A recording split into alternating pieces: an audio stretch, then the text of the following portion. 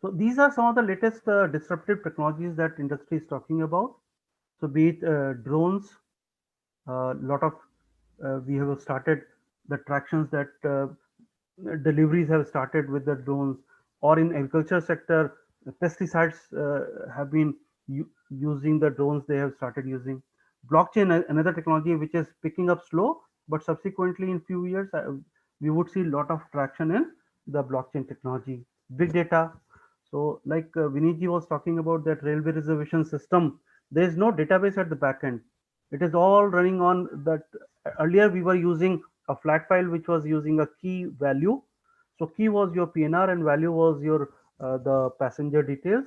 So that key and value with a hash map was the recent big data concept. So no SQL we were also using some 30 years back or 25 years back when we were developing the Indian railway reservation system. Augmented reality and virtual reality, 3D printing. So these are some of the technologies that is disrupting the. So let's quickly focus on the IoT part. So because I remember I was working on a project in 2006 or 7 with Pollution Control Board of Punjab, and they had given us a project to use the sensors to identify which particular area in that particular river was polluted. So we had a sensor based device which we would dip into the river 1 kilometer apart, and every week we would collect those devices, connect to our laptops, transfer that data, and then we would do an analysis of. But now, after the communication part of the IoT has come up well, so because now these IoT devices are also able to communicate to the central servers through Wi-Fi or GPRS, so that has made the difference. So now we see millions and millions of devices communicating to directly to the central servers. So this is things which is this IoT and sensor based device. Connectivity, which is the data which is connecting over Wi-Fi or over GPRS, and the data which is transferred. It could be a big data, it could be in an unstructured format. And then when you have all that data, you need some analytical tools to identify the trends of that data. So we said 25 billion devices would be connected by end of this year.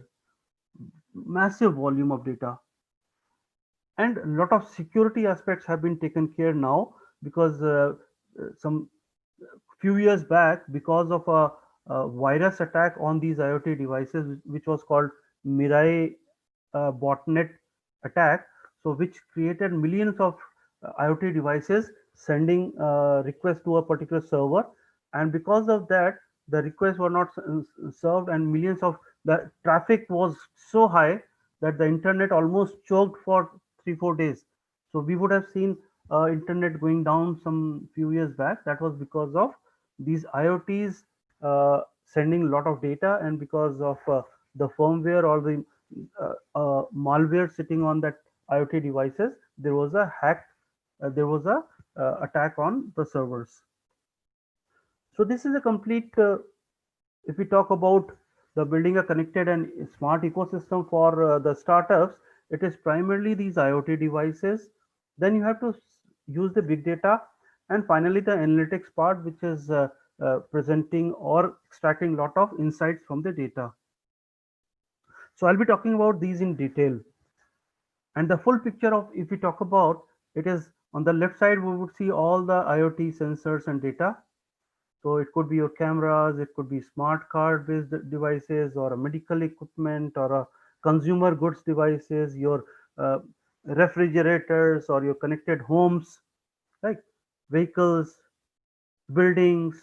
So they all have IoT sensor based data, or it communicates through various communication protocols, be it NFC, Bluetooth, Zigbee, WLAN, or Dash 7. So these are different communication channels through which uh, it connects through 2G, 3G, right? Or even internet, and then through a gateway, which could be an edge device or a consolidating server, which is collecting all the data from different IoT devices. So your house may have one gateway, and all your devices would be communicating through that gateway to the internet. And finally, you have this data center, and through communication devices, finally, you get the data into a big data concept where you can then churn your data, and you can then further use it for CRM services, billing, industry solutions. So you can generate a lot of uh, insights and analytics on top of the big data you get. So we have seen that large data has that this data has grown over last few years, I would say, right? So it is said that the data generated till last year has been generated this year itself. See the kind of exponential growth the big data has, and these are all unstructured data. So till recent years, we have been doing uh, only the SQL based databases, right? So be it select star from a table where conditions, so we fetch those data. It is very structured data, right? But now it is all be it streaming data, be it your likes, dislikes, so Twitter kind of a data, your images, your emojis that you use. So the data has become very unstructured, and the challenge is that the kind of a big data we get, so it is these tools, data analytical tools that are used to get the insight from these data now, and that is what we are going to learn today.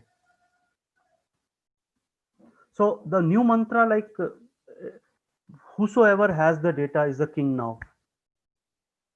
So likes of Facebooks and Google, they have trillions and trillions of the data records that they fetch from each user, and they know the sentiment of each individual then, right? And what not they can do from your data. So the new mantra is gather whatever data you can whenever and wherever possible, which means that keep collecting data. And the expectation is that the gathered data will have some value either for the purpose collected or for the purpose not envisaged. So keep collecting data. That's the intent of the industry today. So big data analytics can be have been used in the smart healthcare, right? Uh, see, Corona vaccine has come within a year's time. It is all because of data analytics. I was reading an article which says that the whole of the world, all these scientists have started using data analytics to predict the behavior with respect to other viruses, with respect to other vaccines, and that was all simulations done on computer itself, and a lot of analytical tools were used to churn the prediction of different behavioral. So gene analysis and all that symptoms were all analyzed using data science. Similarly, smart cities have this homeland security, traffic control. They're all being done using IoT sensors and the big data collected. Next, we are talking about the Industry 4.0. So, manufacturing those interconnected devices and CNCs and robots, they will enhance the productivity. One critical part is like this log analysis. So, big data centers, what they have done is instead of a server failing and then you do a reactive analysis on that, so people have started analyzing the log, which means that the server or the hardware device, it starts giving certain symptoms and they get logged into the system logs. So there are tools now available to analyze those logs, so that the data or the symptoms can be analyzed and a corrective action can be taken before the server goes down, right? So data analytics have started being used in big data centers. Finance and banking, anyway, a lot of use cases are available. Retail, telecom, your churn prediction, whether you are going to change the service provider or not. So that is from your behavior, right? So telecom guys have started using the churn behavior. Trading analytics, search quality. So Google anyway regularly keeps changing the algorithm so that you get the best output from the search, and it increases the quality of the search. So it obviously gives us the opportunity to solve certain major issues like improving the healthcare and by reducing the cost and others. finding the alternate to the current conventional energy by using green energy, and predicting the impact of climate change, and also reducing hunger and poverty by increasing the agriculture. So these are all social aspects which data science would be using. So startups can pick up any of these burning areas which which will need data science. Some of the other areas which machine learning and data mining application areas would be astronomy, bioinformatics, drug discovery. We have already seen. In business, it can be through the effective use of CRMs. So you can do a structure, the clustering of the data, and then based on a selected product interest group, you can target those customers specifically and don't have to send all your mailers and your collaterals to everyone. You have to specifically target those customers which you get from the clustering analysis, or even a fraud detection. E-commerce sites, they all use like association rule. When you purchase something, you are likely to purchase something else, so they start giving you alerts that why not purchase this as well. So there is 10% discount if you add the other products. So similarly, they understand the psychology of those buyers, and accordingly they push their second products also. So that is what is cross selling. Manufacturing, sports, telecom, right? So these are different scenarios where data science is being used. Even government is using it for the surveillance systems, the crime detection. NCRB lot, so National Crime Record Bureau, they use lot of analytical tools to identify the crimes. Which area is likely to have more crime rate because of the trends or the patterns that is there, profiling the tax cheaters, and all that is from the government vertical. So actually, what is data science? So it is extraction of this implicit, previously unknown, and potentially useful information from the data. So like exploration and analysis by semi-automatic means of large quality of data in order to discover some meaningful patterns. And these are the logical steps to the data science. So you have some certain input of data, which could be multiple sources, like let's say Facebook, so social media, your Twitters, or from the internet, from your different database sources, right? Your presentation can have a lot of data, your Word documents have a lot of data. So data inputs can be different sources, CSV file, or your structured data, which is your database driven structured data. So then you have to filter all that data and do a lot of data pre-processing, so that the analytical tool understands the data in a particular format, right? So it is like feature selection, dimension reduction. So some of the variables may not be useful at all, or they would be of the same significance, same variable type, right? So you have to reduce it by using the dimension reduction methods. Normalize them, some data subsetting. So some of the data, like if I say I have two manufacturing units, one uses the same part A, as named as A, and the second unit, which has been taken over by some from some other company, uses the same part as part B. So now when you consolidate that data on your central servers, you would have data for A also, you would have data for B also. So somewhere you have to manage both of them together to say that A and B are a new part, which is, let's say, C. So you would like to see the summary of product C, which is A from factory 1 and B product from factory 2. Accordingly, then this data subsetting, or you have to filter that data according to your data mining tools. Then you do so 80% of the time is in a typical data mining process. 80% is spent on this data pre-processing part. So when you have the data and you have made it filtered around to what the data mining tool would need, then 20% is used to model your algorithms and then test it on the test data. And then if some changes are required, you can send back to refining your data and then doing a data mining again. And when you finally get the information, that is what is the insight. And so that is what is called the data driven insight process. So some of the other definitions of data mining. So data mining is extraction of knowledge from large volume of data that could be structured or unstructured. So again, it can also be called like knowledge discovery in databases, KDD, some people call it knowledge extraction or data pattern analysis, data archaeology, data dredging, information harvesting, or even business intelligence, right? So these are various definitions of the data science. So let's focus on what data mining tasks are. So these can be classified in these major heads, which is a classification, like it is predicting an item class. So classification is then you are classifying the total data in and you are predicting a item class accordingly.